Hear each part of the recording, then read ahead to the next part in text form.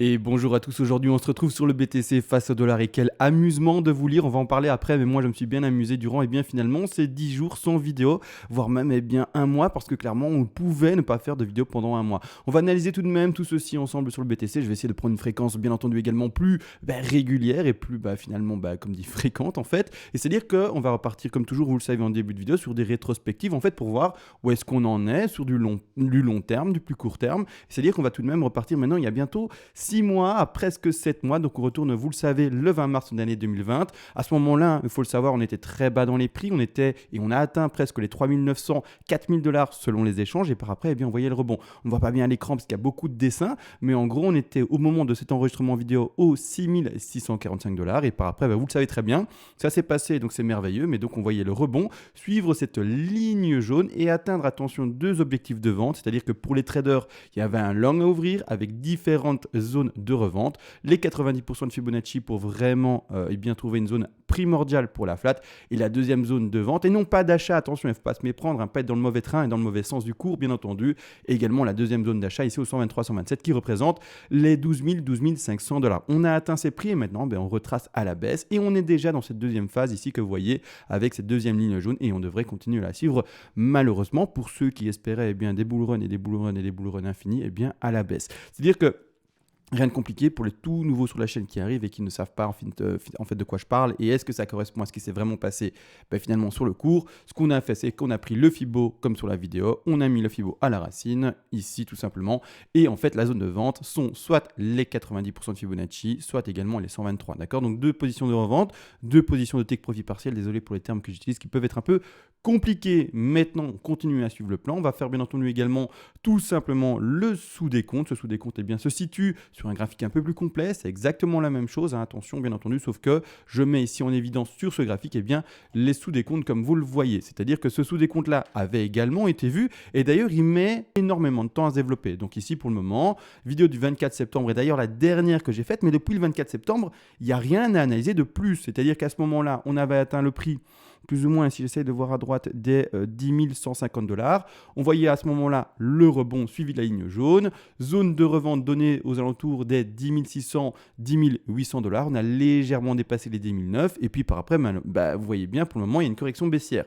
Donc on va analyser tout ceci, bien entendu, ensemble. Après, vous le savez, la toute petite intro.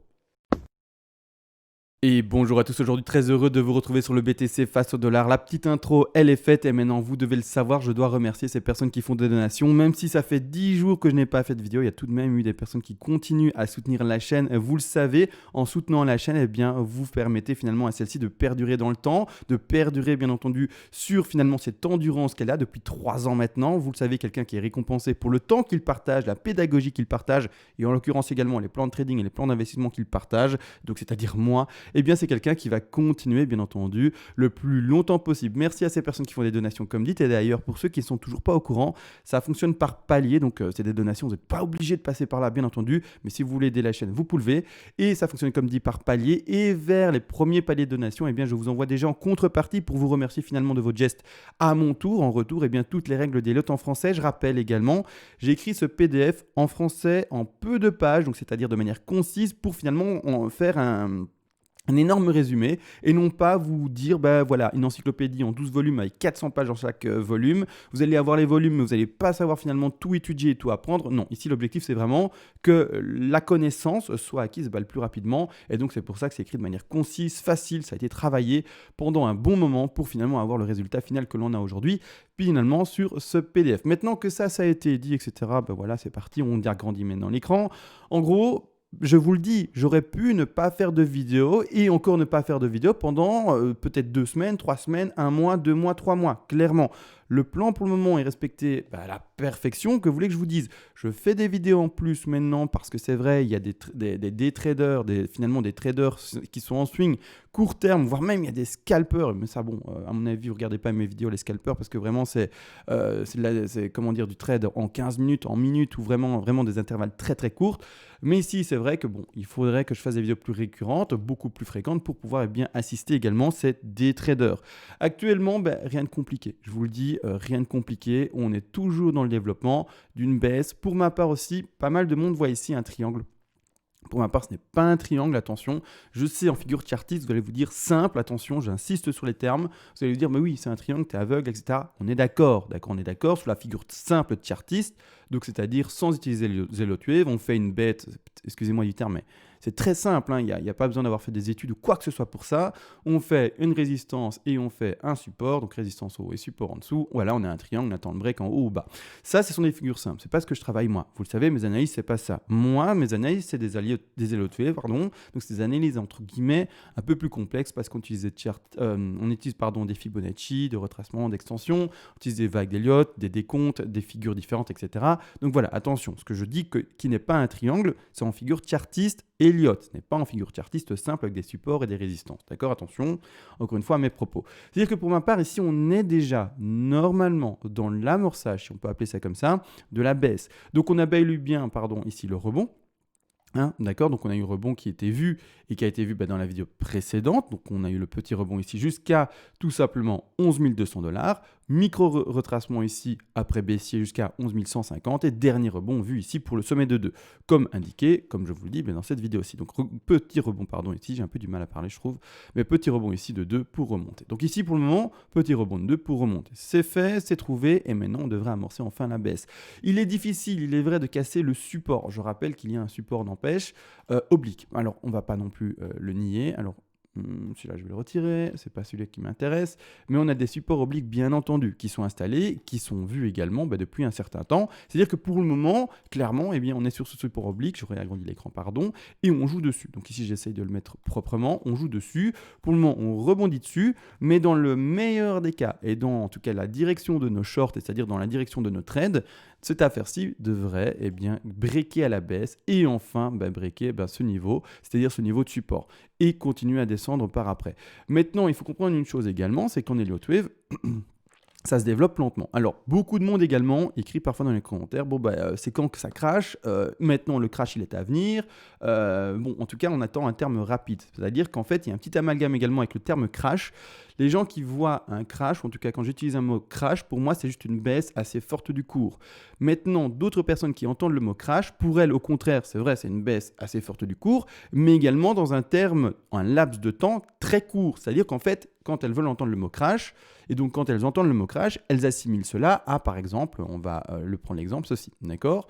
Alors que pour ma part, un crash peut être, alors je vais vous le montrer, je voulais juste supprimer ceci en fait, un crash peut être pour moi quelque chose qui dure beaucoup plus longtemps, et donc qui peut être en fait ceci, d'accord? Pour moi, tout ça, même si ça se développe ça s'est développé pendant combien de temps? En juin 2019 jusqu'à finalement mi-2020 pratiquement, d'accord? Donc ici, clairement, plus d'un an pratiquement de développement. Donc il faut comprendre que moi, quand j'appelle un crash, ça veut dire une forte baisse, mais c'est pas pour autant que ça se fait en une semaine, en une journée ou en 2 heures, d'accord? Là maintenant, ce que je vais vous dessiner du coup, c'est le crash qui peut, par exemple, vraiment vous illustrer les choses. Donc quand je dis un crash, ça peut durer tout ce temps-là.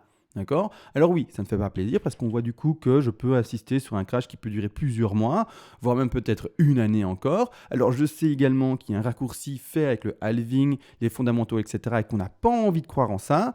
Malheureusement, c'est quelque chose qui est possible, d'accord? Attention, pas faire des raccourcis, etc. Je sais qu'il y en a qui vont dire, mais c'est même pas du fondamental, c'est du technique. On a une récompense tout simplement divisée par 2 par rapport au minage et des choses comme ça, c'est technique.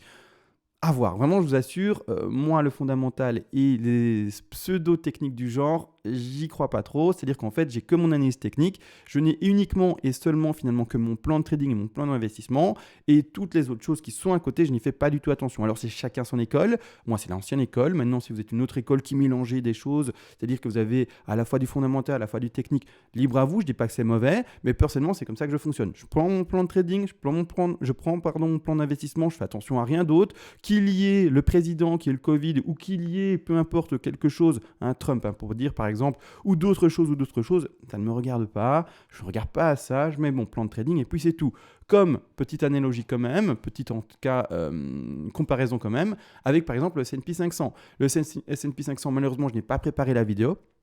J'aurais dû, pour faire une analogie, là c'est du freestyle, je ne savais pas du tout que j'allais en parler, mais c'est vraiment pour exprimer la chose. En fait, ce top à très exactement 3500, 3600 $ a été vu, d'accord? C'est ça qui est fou. C'est-à-dire que grossièrement, on est également dans une flat, donc vous le voyez ici à l'écran, A, B, C, je vais la mettre dans une autre couleur. Je vais la mettre en bleu. Voilà, A, B, C, ça se voit très fortement. D'accord?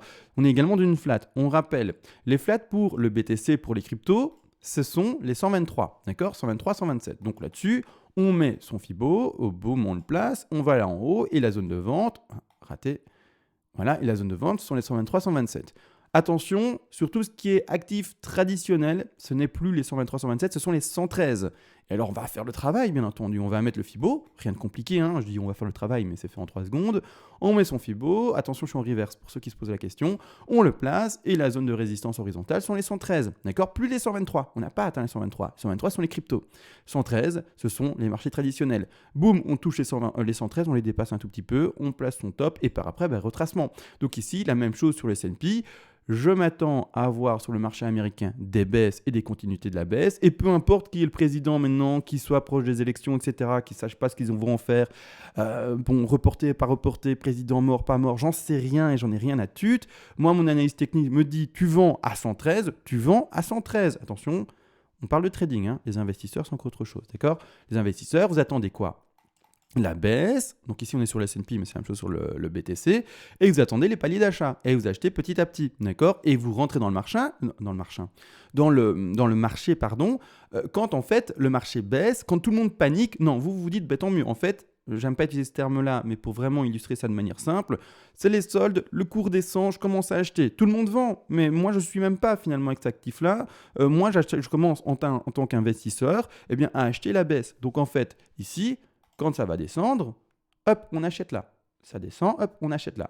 Ça descend, hop, on achète là. Ça arrête de descendre à un moment, ça remonte, tant mieux. On aura finalement lissé notre prix dans ces niveaux d'achat, d'accord? Ça ne va pas plus bas, on avait encore de l'argent pour en bas, tant pis, il faut l'accepter, c'est comme ça. Et on réinvestira sur les prochains retracements baissiers, d'accord? Mais c'est comme ça, d'accord? Et il faut l'accepter. Vous avez peut-être, je donne un petit chiffre pour choquer personne, vous jouez avec 1 million d'euros, vous jouez avec 10 millions d'euros, vous jouez avec 10 000 euros, c'est votre affaire, attention, d'accord? Mais ici, je vais dire 100 euros, comme ça je choque personne, d'accord? Si vous n'avez par exemple investi que 80 euros sur vos 100 et vous disiez je voulais mettre 100 en moi et que vous avez mis que 80, c'est le jeu, d'accord? Vous attendez un autre retracement. On n'achète jamais, en tout cas dans cette stratégie de retracement et d'achat par palier baissier, jamais, finalement, quand ça monte. Donc on achète quand ça baisse, on achète les paliers où c'est prévu et c'est comme ça. Si ça pumpe par après, on laisse pumper et on attendra les autres occasions d'achat. Ça permet tout simplement d'essayer d'acheter le plus bas, de faire des prix moyens d'achat également et de ne pas se retrouver à acheter des tops et de ne pas se retrouver finalement bloqué dans un crash qui dure peut-être, 6 mois, 1 an, 2 ans, 3 ans, que sais-je, peu importe l'actif vu, mais dans un crash qui soit trop long et donc finalement dur à soutenir pour finalement votre portefeuille. Donc là maintenant, rien de complexe, d'accord? Rien de complexe. On temporise, on laisse le dessin se faire. Je vous le dis, je ne vais pas commencer tout de suite à analyser par exemple ceci en 4 heures avec des choses méga compliquées. Je pense qu'on est dans une espèce de WXY ou quelque chose comme ça.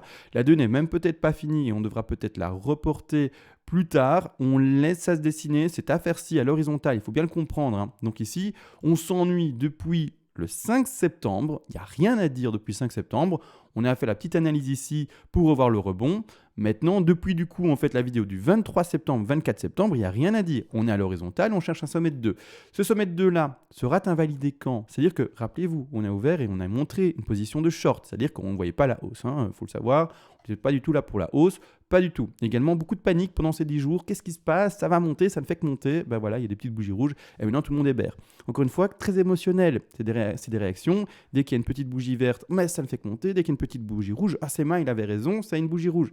Il n'y a pas de ça. Il n'y a pas de j'ai raison, vous avez raison, c'est du émotionnel.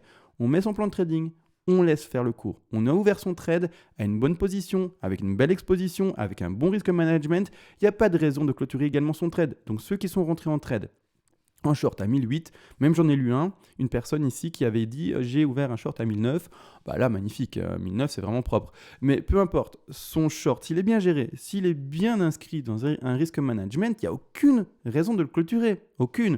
On accepte les 3% de perte, s'il y a 3%, je ne sais pas, je vais regarder ça après, mais il n'y a aucune raison, bien entendu, de sortir de son short. C'est-à-dire qu'ici, le retracement est la zone de vente, c'était bel et bien ce rectangle rouge.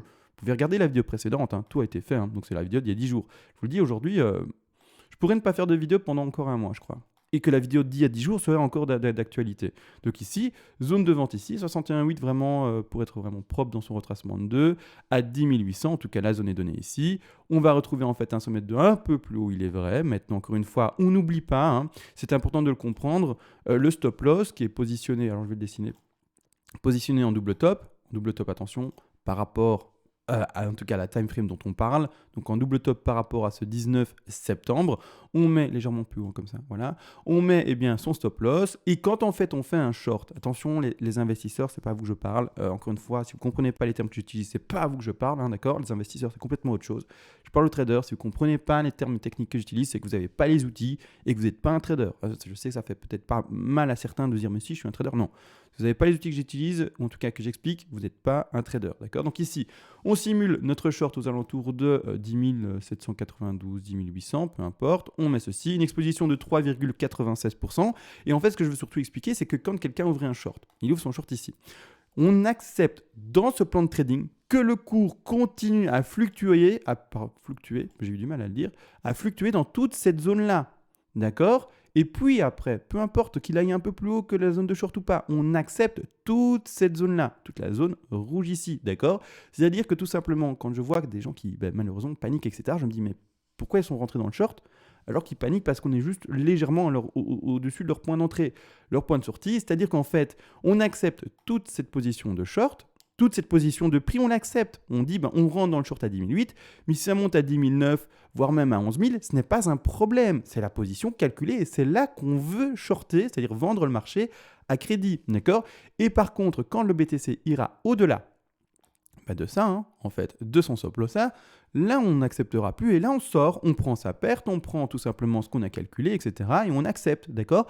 C'est tout. Mais là, actuellement, on est, il faut le comprendre par rapport à ce qui est dessiné, mais parfaitement dans la zone de short, hein ?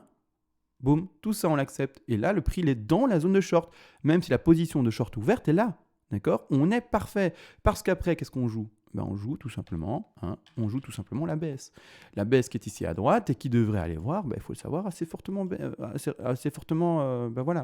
C'est-à-dire qu'on joue du ratio qui va, si j'agrandis un peu, qui va chercher du 7, si on joue les petites vagues entre guillemets, qui va chercher du 8 et voire même beaucoup plus bas. Donc si on va chercher les 6000, les 7000, on joue sur un ratio qui va même chercher ici les 11. Donc on est sur un très bon ratio et sur un short à tester, d'accord ?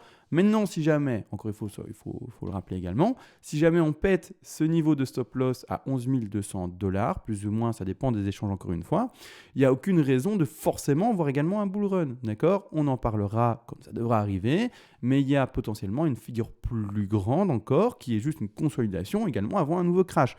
Donc jamais trop se faire avoir par ces émotions, parce qu'en fait, ce que j'ai envie de faire comprendre, c'est que là, on travaille des toutes petites vagues. D'accord, ça met du temps à se développer, etc.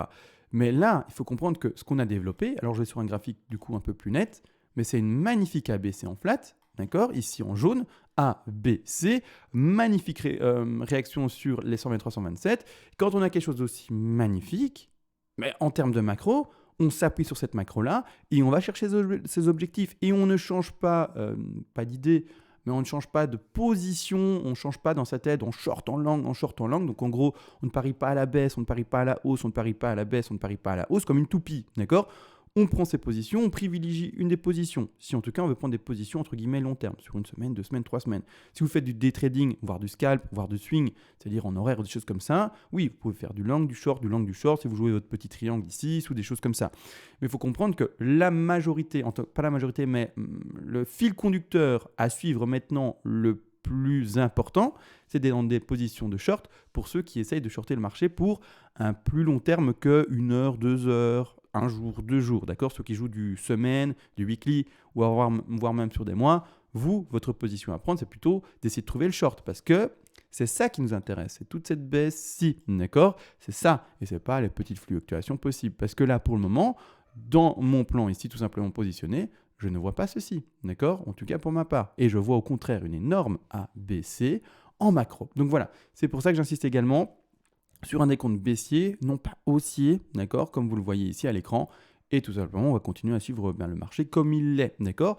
Maintenant, vite pour rappeler également, pour les investisseurs, je vous parle très peu, Mais c'est parce qu'en fait, c'est le plus simple, hein. Être un investisseur, c'est quelque chose de, voilà, de très très simple. Il n'y a pas vraiment besoin de s'attarder dessus. Malgré tout, je vais essayer de faire l'exercice tout de même. C'est répétitif, mais tous les jours, il y a des nouveaux sur la chaîne d'office. Et donc, je le fais surtout pour eux, hein. Les anciens, vous êtes au courant, je vais remettre les paliers de la C, etc.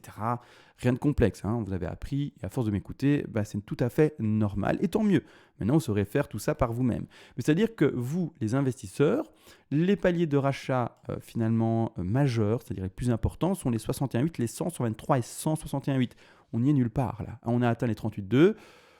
Les 38,2, je ne vois que 1, 2, 3 si vraiment on devait s'arrêter là. 3 vagues baissières, si vraiment on devait s'arrêter là. On a atteint les 38,2, j'arrive pas à finir ma C parce qu'il faut 5 vagues. D'accord. Donc vraiment, les paliers majeurs d'achat, d'accord, eh bien, sont les suivants. Alors, un petit rectangle. Ici, je vais mettre en vert, ce sont des paliers d'achat, attention pour les investisseurs. C'est-à-dire que non, on évite d'acheter ceci, sauf si vous avez une stratégie d'achat par palier de temps, si vous avez une stratégie d'achat par palier de cassure et donc de validation aussi à chaque fois, par rapport à des résistances horizontales, des résistances obliques ou également des signaux boules par rapport, je ne sais pas, à quel oscillateur ou quoi que ce soit, Ishimoku, peu importe. Ça, c'est vous qui êtes libre, bien entendu.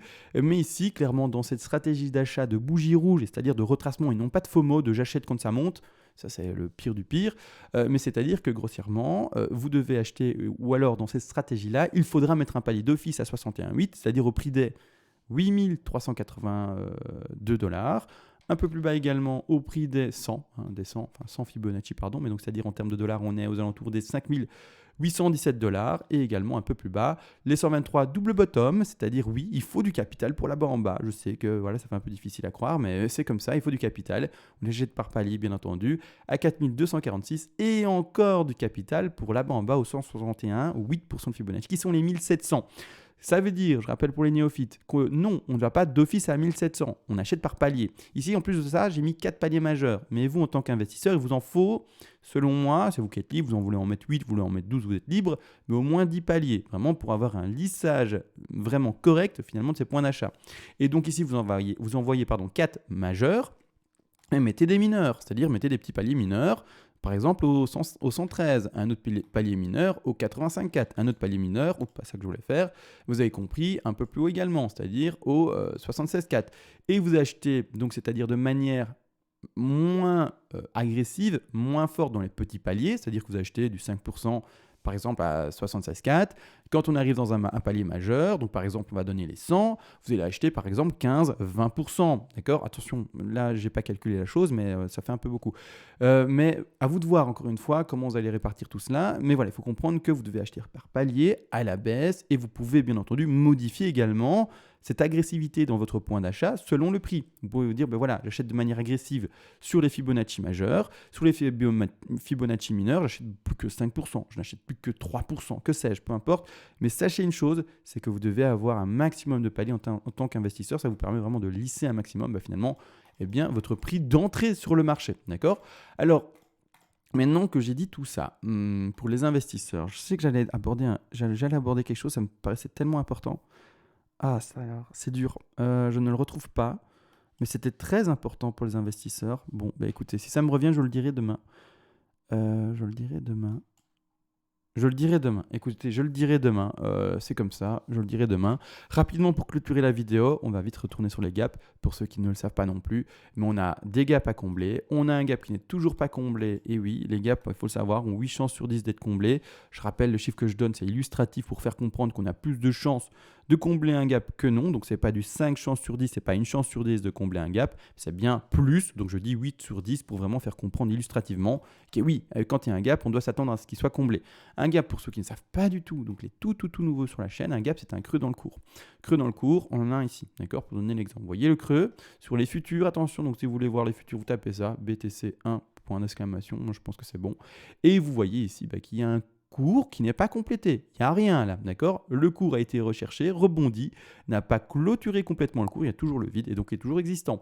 Donc je m'attends vis-à-vis bien de ce gap, donc de ce creux, de ce vide, finalement de ce saut, à ce qu'il il soit clôturé, c'est-à-dire clôturé, non, pardon, mais validé, et donc c'est-à-dire comblé.